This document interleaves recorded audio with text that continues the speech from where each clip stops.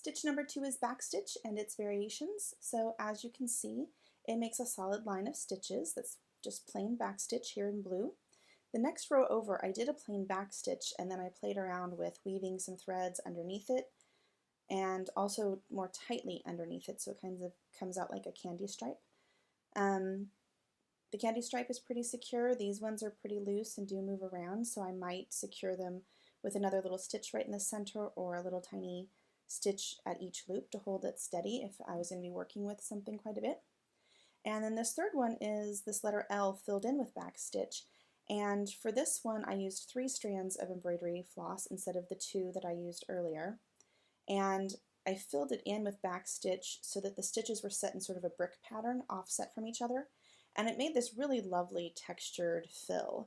And you can really see the fine lines are very pronounced. So it was a really nice fill for a letter or a larger area.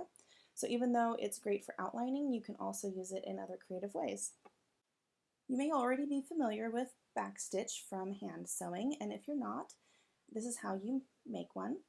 You bring your thread up to the top of your fabric and go back down about 1/8 of an inch away. You'll come back up about 1/8 of an inch away from that and go back down in the previous hole. And you'll continue doing that, coming back up about 1/8 of an inch away and going back down. This carries the thread twice as long on the bottom as it does on the top and creates a solid line of stitching. And if you need some help training your eye in the beginning, go ahead and make a little dot about every 1/8 of an inch if you need to, just to practice that so that you can get a feel for what it looks like and train your eye. There's nothing wrong with using a few guidelines while you're just starting out. I used backstitch for quite a few of the stems in this circle embroidery.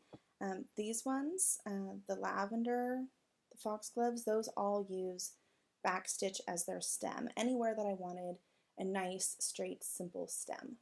For the alphabet sampler, I used backstitch on the S because that was the stencil pattern font and it seemed to make sense there that you'd want just something very crisp and clean that followed those same sharp lines.